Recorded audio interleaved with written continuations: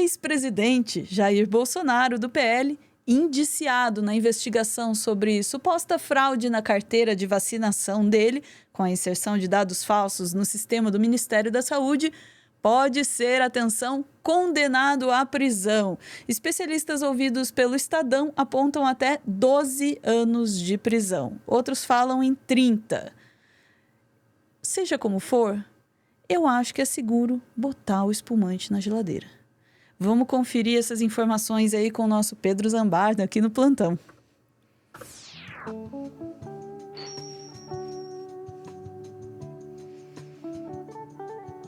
Boa noite, Pedro. Essa notícia muito me entristece. A gente nem disfarça mais, né? A gente tá contando... Não, esse negócio de que... Não, eu vou parecer aqui completamente alheia a esta notícia. Seria uma grande mentira, né? É uma grande mentira. O quanto a gente sofreu na pandemia por causa desse desgraçado. Né? Fazendo lives mais lives. Né? Pra Justiça. tentar conscientizar, assim, um pouquinho as pessoas. Né? Uma justiça rolando. acontecendo, eu sou a favor, né? Não, eu sou plenamente a favor. Não, as notícias são muito boas, assim. Eu tava até assistindo o programa do nosso camarada Leandro Demori de manhã. Ele tá um pouco mais pessimista, mas eu tô achando que vai se concretizar. Porque sempre tem um risco. Vamos supor, se a extrema-direita ganha as eleições de 2026, tem o risco de alguém subotar esse cara pra fora da prisão. Sempre tem, assim, algum twist carpado que pode acontecer.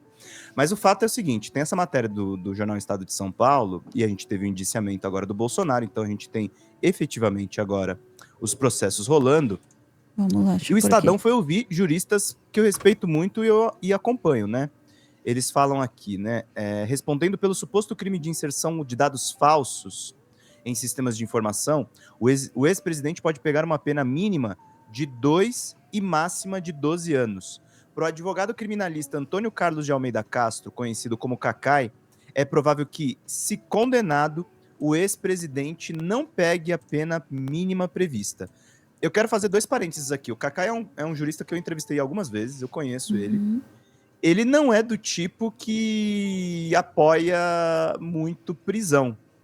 Só que, como ele tá... E ele é um cara que entende muito a respeito da Constituição e sobre crime. O que ele tá colocando aqui é muito sério, assim. O Bolsonaro, o que ele diz? Existe toda uma gravidade diferenciada nesse caso. Por exemplo, ele era chefe de Estado, supostamente usou para fins específicos, e isso pode aumentar a pena. O advogado acrescenta que, caso a pena seja de mais de 4 anos, Bolsonaro pode ter que começar a cumpri-la em regime fechado. Então, queridos, é cadeia, tá? Saindo 12 anos, saindo 8 anos, saindo... E eu volto a dizer, Ana, os indiciamentos agora são processo da fraude de vacinação e da... Desculpa, fraude de vacinação e... Das joias, né? Oi? Das joias? Das joias, isso. A fraude de vacinação e as joias. Então, não entrou ainda a questão do 8 de janeiro. Outro criminalista que o Estadão ouviu é o Toron. O Toron é um cara bem mais à direita, sim, mas é outro cara que entende muito a respeito de lei. Já entrevistei ele também. O Reinaldo Azevedo entrevistou ele algumas vezes. E ele diz a mesma coisa. Se ele for condenado no colegiado do Supremo Tribunal Federal, Bolsonaro também pode ficar inelegível pela lei ficha limpa. Nesse caso, a inelegibilidade seria de 8 anos, mas as penas não se acumulam. Esses 30 anos que eu falei aí no abre da matéria, que eu coloquei no roteiro para vocês, é os 30 anos que podem acumular também a inelegibilidade dele. Ele pode ficar inelegível além de 2030, tá? Conforme esses julgamentos forem andando. Tá, mas então, existe conversa de até 30 anos de prisão. 30 anos de prisão se entrarem as outras condenações. Tá. Se contar essas questões. Entendi. E a inelegibilidade também pode ser estendida. Então, o que a gente tá vendo aqui é um cenário, assim, absolutamente complicado pro Bolsonaro. Tanto é que os sinais que a gente vê no noticiário, ele já tá cogitando plano B, plano C. Ele já ungiu o Tarcísio como sucessor político. Ele joga com o próprio Tarcísio, porque quando o Tarcísio desobedece às orientações dele, ele diz que vai sacar Flávio Bolsonaro de candidato, ele diz que vai colocar outras pessoas de candidato. O Bolsonaro sabe que não vai estar em 2026, gente. Isso é um fato concreto. Ok. Tá inelegível. Fato número 2, ele sabe que ele vai ser preso. E ele está se preparando para usar isso politicamente também, Ana. Ele está tentando emular, de uma certa forma, o Lula às avessas. Entendi. Ele vai politizar a prisão. Ele Entendi. vai se vitimizar. Será ele que vai eles vão dizer que fazer é uma vigília também? perseguição. Oi? Eles vão fazer Vai vigília fazer a também. vigília Bolsonaro. Cara, eu não descarto, Eu não descarto que ele vai fazer Eles copiam esse tudo, tipo né? de coisa. E o que se sabe desse processo é o seguinte, gente. Ele está indiciado. Os indiciamentos, depois do fim da investigação da Polícia Federal, são encaminhados ao Alexandre de Moraes. O Alexandre de Moraes aciona a PGR. A PGR tem até, pelo prazo eleitoral também, para não influir nas eleições, ela pode pedir para haver um julgamento até o dia 16 de agosto. Se até esse prazo não ocorrer justamente a tramitação devida do processo, isso pode se arrastar até o final do ano para não influir nas eleições. Isso é um medo que a justiça tem. O Paulo Gonet, em específico, ele tem uma questão com isso. Mas, assim, eu acho que talvez a gente pode ter um presentinho de Natal aí por conta desses processinhos do Bolsonaro. Eu só espero realmente... Eu espero que isso aconteça. Você acha que vai acontecer, Pedro? Sim. Eu acho que vai acontecer. Você acha que vai rolar mas, a prisão? Assim, mas eu volto a dizer, não é tão já, porque tem essa questão toda. Pode ser que a coisa ande mais rápido do que a gente espera? Pode ser. Xandão está com sangue nos olhos. O Gilmar Mendes, apesar de ter sido criticado ali pelo Gilmar Palusa, tem gente insinuando que tá rolando um acordão, mas o Gilmar é categórico. Eu vi algumas entrevistas que ele deu até para veículos de esquerda. Ele falou, não tem conversa de anistia para Bolsonaro, não. E eu acho que o Supremo tá muito bravo com o que o grupo dele fez com a própria corte. Então até, não é pelas razões mais honrosas, mas até julgando em causa própria, a Suprema Corte acho que vai dar esse gostinho pra gente. E aquilo, Ana, o movimento de extrema-direita não encerra no Bolsonaro, né? A gente sabe que isso vai continuar por um tempo aí. Tem isso também. Exatamente. Exemplo que vai continuar por um tempo é o próprio Sérgio Moro, que já se manifestou defendendo o Jair. Essa notinha aqui do Poder 360 é maravilhoso. Moro critica o indiciamento de Bolsonaro e compara ao de Lula. E aí ele diz aqui no X, né? Que o Poder 360 destacou. Lula não foi indiciado por peculato, por se apropriar de presentes que recebeu da presidência. Mesmo durante a Lava Jato, tudo foi tratado como uma infração administrativa dada a ambiguidade da lei. Os crimes foram outros, há uma notável diferença de tratamento entre situações similares. Sabe de que caso o Moro tá falando do Lula, Ana? Você lembra disso? Teve uma reportagem do Intercept na Vaza Jato, de mensagens, que os procuradores caíram numa fake news do Cristo. É dessa situação que ele tá falando. É disso que ele tá falando? É disso que ele tá falando. Ele acha que essa situação é comparável com as joias que o Bolsonaro surrupiou. Mano, aquilo era uma notícia falsa, não teve roubo de Cristo nenhum. Pois é. Caraca, não, sério, esse cara não tem... Não tem e pra não dizerem assim que eu tô fazendo ilação, o Rafael Moro Martins, que escreveu essa matéria no Intercept, tá falando sobre isso hoje no X. Então, assim, o Moro pega casos... O Moro, daqui a pouco, tá mais bolsonarista que o Bolsonaro. Ele tá feliz da vida que ele ainda é senador da República e tá defendendo o ex-chefe, assim... Como se não tivesse sido humilhado naquela reunião filmada. Como se não tivesse saído do governo dizendo, né, que era todo mundo absurdo ali e tal. Aí tentou se afastar, criar um nicho pra ele mesmo, não deu certo, voltou aí, chefinho. Oi, tô aqui, me liga. Se Bandeirinha do Bolsonaro. Esse é o Sérgio Moro. Mas, enfim, tem a fala do Cacai que eu deixei separado pra gente acompanhar, que aí vocês ouvem da boca do jurista também, pra não ter nenhuma dúvida a respeito. Vamos lá. Deixei aqui, acho que é até o minuto 4:52, aí não precisa passar disso, que é muito longo. Vamos lá. O que eu acho que é importante? Essa é uma reflexão, parece que o Pedro vai falar logo depois, eu sou admirador do Pedro. Eu tenho escrito que nós não deveríamos pensar em prisão nesse momento, ou seja, quando lá em janeiro... Essa entrevista é de 3 meses atrás, tá, gente? Foi a vitória da democracia contra a barbárie. Se nós adotarmos os métodos da barbárie, falei isso para você já, eles serão vencidos. Então, assim, nós temos que dar para eles o devido processo legal, a presunção de inocência. A presunção de inocência que veio de um ADC que eu fui o primeiro a fazer e que redundou na liberdade do Lula. Foi o julgamento da ADC pelo Supremo que deu a liberdade ao Lula. Agora, eu, de ontem para cá, ontem eu passei o dia todo lendo, estudando, conversando, tendo informações.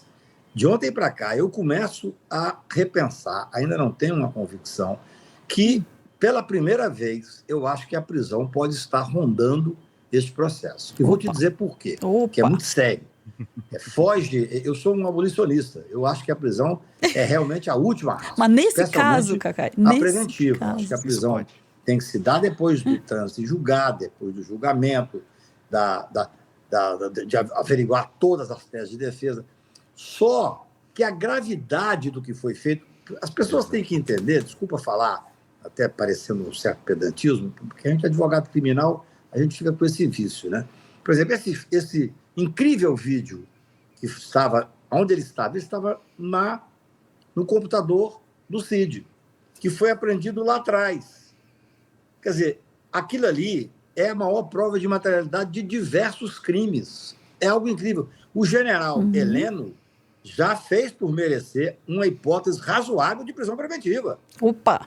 O que tem a fazer 8 de janeiro, agora, a única coisa que ainda é questionável, eu sou advogado, tenho que ser coerente, é a questão da contemporaneidade. Foi uma tese que eu briguei muito com aquele projeto do Moro, que felizmente nós derrotamos o projeto, e você não tem por que você começou a investigação de fatos que ocorreram há 3, 4, 5 anos atrás, essa é a questão da contemporaneidade, e fazer a prisão agora. Não, faz o processo, dá liberdade para a defesa.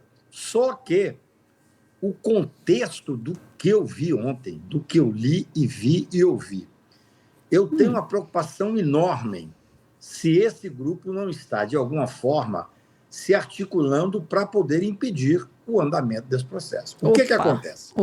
Desculpa falar. Eu acho que está, né? Porque o que nós estamos vivendo? Nós estamos vivendo um desnudamento de uma organização criminosa com uma prova material que é raríssimo de ver. E ele tem força ainda, evidentemente. Eu vi uma pesquisa ontem de uma pessoa que eu respeito, que 58% acha que a operação foi necessária, mas 42% dizia que não. É claro que a justiça não pode se guiar por pesquisas e nem pela opinião pública. A justiça é feita para ser contra-majoritária, para cumprir a Constituição e cumprir a lei. Mas o momento ainda é muito grave. Só que, por tudo que eu vi, e agora, veja bem, qual é o próximo passo? Nós já dizíamos isso, eu já disse isso 200 vezes.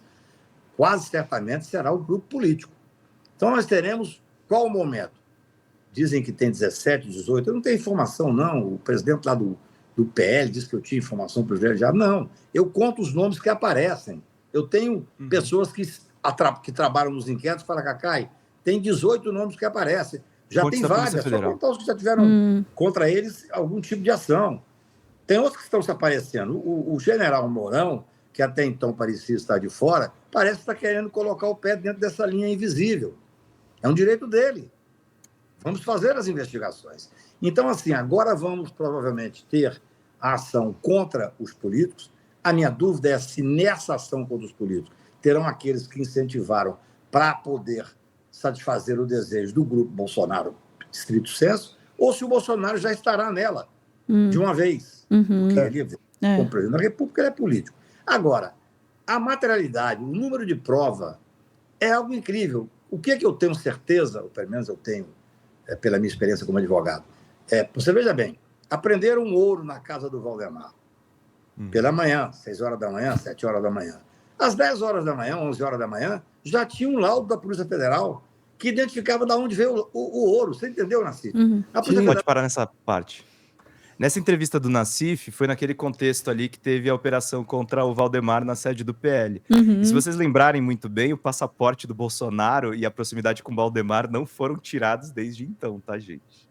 Exatamente. Então, turma, tá andando sim. Eu acho que vocês podem aí ter um dia. Tomara que seja no dia do nosso plantão, Ana. Tomara. Que não seja um dia randômico, tipo não, domingo, 6 da manhã. Domingo, 6 da manhã, pelo amor de Deus, né? Assim, Nem um dia que eu tô em aula. Por favor, né? Vocês me deixem cobrir isso daí. Assim, que a gente fica cabreiro, né? Depois de tudo, não há como não ser um pouco desconfiado. Agora também achar que, não, mas se ele for preso, ele vai virar mártir e daí vão ter um uso político. Gente, ele vai ter um uso político preso ou não. A questão ele precisa responder pelo que ele fez. Ele é um líder político, né, Ana? Infelizmente, a gente tem que admitir isso. Né? As ações dele serão políticas, ele vai tirar a casquinha disso. Meu temor também é que, por incrível que pareça, se prenderem o Bolsonaro, que fique só na prisão do Bolsonaro. Eu acho que, na verdade, tinha que cair mais gente, né? O próprio Valdemar, essa estrutura uns do milico PL, também seria bom, né? Isso é bem mais difícil, porque o Valdemar tem mais costas quentes do que ele até. É verdade. Pensando assim... Rifar o Bolsonaro pode ser. Agora, quero ver milico pagar. General Heleno, Braga Neto, Mourão. Oh, que delícia, seria ótimo. Ficamos por aqui? Ficamos por aqui, é isso. A gente volta em instantes.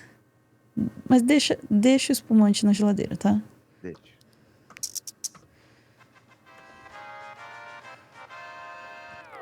Eu falei, deixa o espumante na geladeira, não no congelador, tá? Que aí também já é demais.